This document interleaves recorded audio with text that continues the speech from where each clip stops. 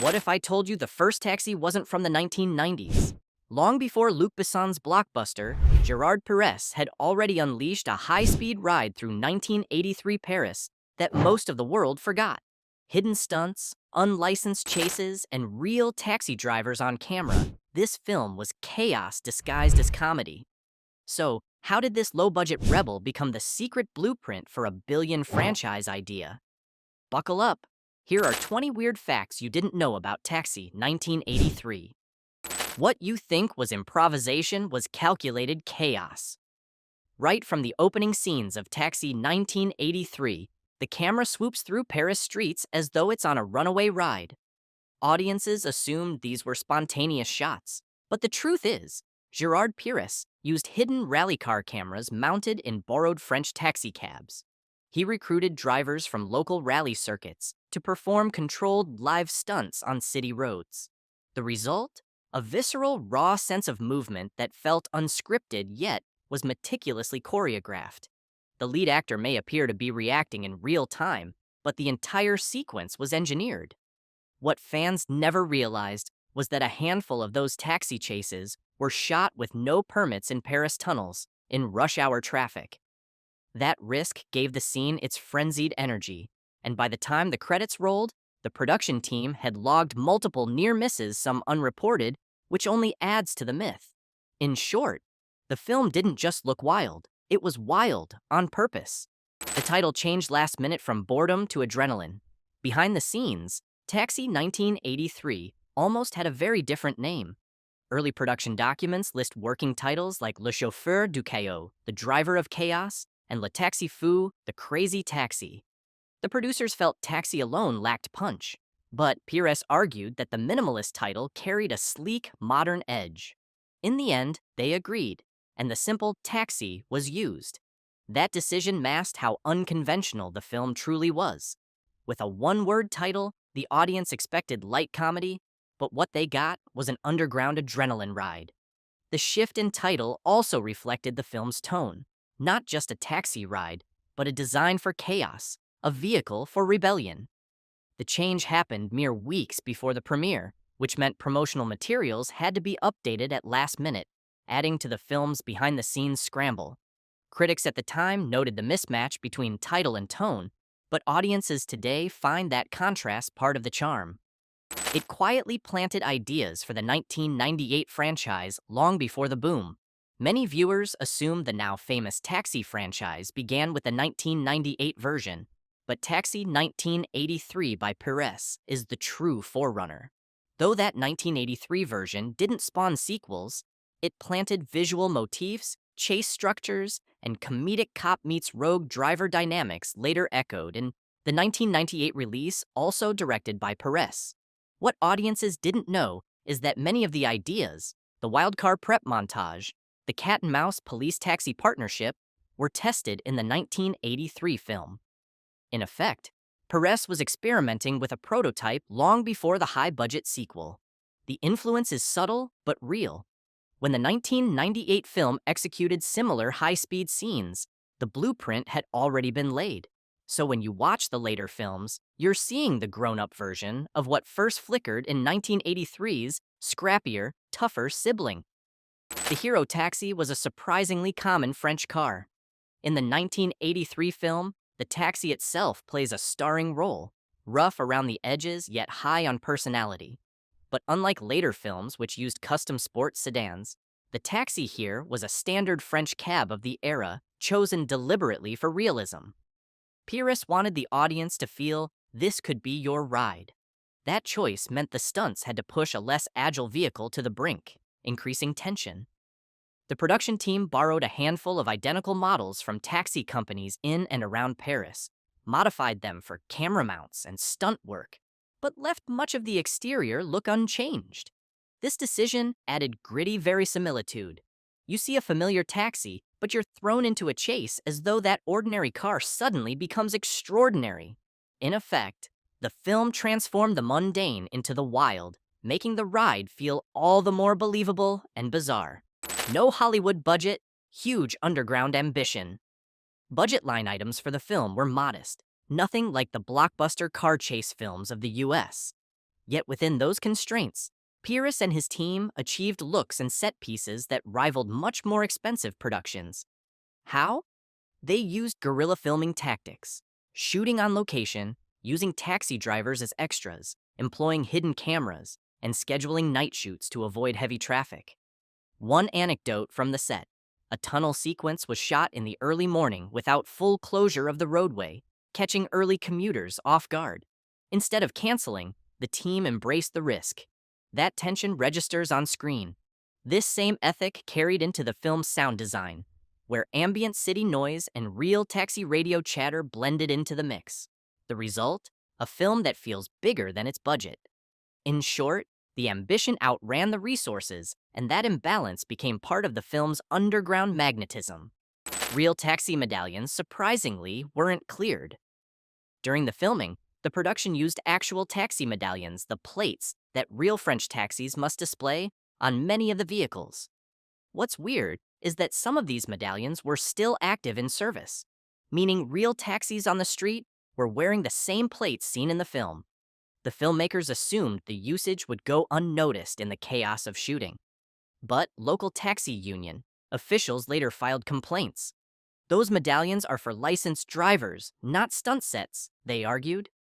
The film avoided major legal trouble, but the incident illustrates the film's behind-the-scenes improvisation.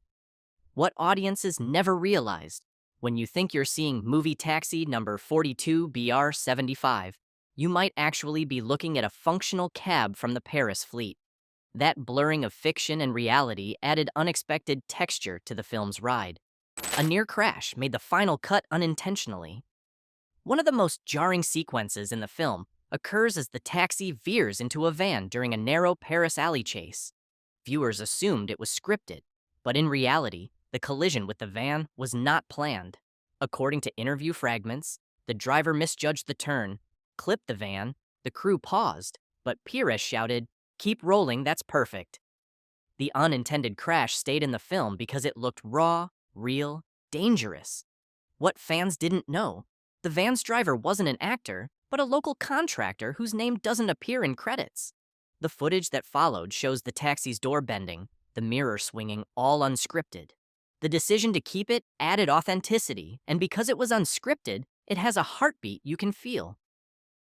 That sort of spontaneous effect defined the film's texture. Bit parts by future big names hiding in plain sight. While the 1983 Taxi is lesser known, it still included actors and crew who later made bigger waves. Though the principal cast is not widely documented, several supporting crew who worked on the film went on to collaborate with Pyrrhus on later high-speed productions. For example, one of the stunt coordinators went on to work on commercials for car manufacturers, and later, the 1998 Taxi sequel. Additionally, the director of photography for the film had experience shooting French commercials, which explains the slick in-cab camera angles and dynamic urban editing. What moviegoers rarely realize is, when you spot a shadowy figure in the background of the cafe scene, you may be seeing an extra who later became a stunt driver for major French action films. The film thus served as a hidden launching pad for talent behind the scenes. The script was built around French bureaucracy more than car chases. On the surface, Taxi 1983 looks like a high-octane ride. But beneath that, the story is a sharp satire of French taxi licensing and municipal regulations. The main characters' interactions with the licensing office, the meter inspections, the driver justification scenes, all of these reflect real-world French taxi bureaucracy of the early 1980s. Pyrrhus reportedly consulted a real Paris taxi inspector for authenticity. What the audience didn't know: when the hero driver smirks at the inspector's red tape, he isn't just being funny.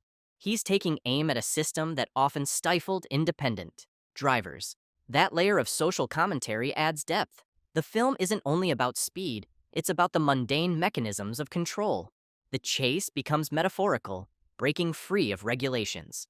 Paris gave permission, but only after a crisis. Early in pre-production, the city of Paris refused to allow several of the planned chase sequences through central tunnels and bridges. The reason? Fear of traffic disruption and liability. So the production initially turned to nearby suburbs for filming. But when one of the taxi drivers involved in the shoot caused a real accident, minor injuries, road closure, the city changed its tune, allowing the production to proceed under strict but loose supervision. The irony? The film's most daring scenes, in fact, captured a location that city officials initially denied. Audiences assumed the scenes were permitted. They weren't. They were rescued by a last-minute consent. The soundtrack borrowed cars more than instruments. Unlike many films that invest heavily in original scores, Taxi 1983 leaned into the real sounds of vehicles' engines revving, gear changes, ambient city hum. The composer worked closely with the sound department to integrate actual taxi meters, radio static, horn blasts, and sirens into the mix. What audiences didn't realize? Many of the musical cues you hear during chase scenes are not music at all, but edited layers of real car and street noise. In one striking moment, you hear a meter click rhythmically as the taxi accelerates. It's not intended as a musical beat, but it functions like one. That blending of diegetic in-world sound and soundtrack gives the film a kinetic rhythm. It's a weird fact because most viewers assume a composed score here. It's the city itself doing the composing. The taxi company extras were real drivers on lunch break. During the final major chase scene, dozens of taxis circle the streets in formation behind the hero. Most viewers thought these were actors or specially hired extras. In fact, many of them were real taxi company drivers from suburbs of Paris who had been offered a day's pay to park their cars together and drive predetermined loops. The production had no budget to hire a full cast of extras, so they turned to the local taxi union. What the viewers didn't recognize, those drivers, in their regular yellows and black cabs, were doing lunch hour shifts and simply agreed to film instead. Some of them didn't realize what movie they were in until the ride home. That lends the sequence an odd authenticity. The chaos feels lived in because many participants weren't acting. A French politician openly complained about the film. Shortly after release, a member of the Paris City Council published a letter in a local newspaper complaining that Taxi 1983 glorified reckless driving and undermined public safety. The film's depiction of taxi drivers racing through city streets, negotiating, tunnels, and outrunning police hit a nerve with officials who were trying to crack down on street racing. What many fans don't know is that this controversy boosted the film's underground reputation. The Forbidden label made it a cult favorite among young drivers. Purists even referenced the letter in interviews, saying, "The film upset the boring suits, and that meant we got something right." The official complaint didn't ban the film, but it did trigger a police review of licensing safety standards. The film quietly influenced regulation. Only one original negative print survived for decades. Film preservation records show that much of the original negative for Taxi 1983 was misplaced in the archives of a French television station. For years, only faded prints circulated. In 2015, archivists located the single surviving 35mm negative marked Le Chauffeur de Caillou, reflecting the working title. That discovery allowed a limited digital remaster for film festivals and classic cinema screenings. Most viewers streaming the film today are watching transfers of that single surviving source. What audiences rarely realize is that the film you're watching might be one of 4 or 5 older prints, each slightly degraded. The fact that the movie itself nearly vanished adds to its mystique. The negative's rediscovery counts as weird because it means the film almost disappeared.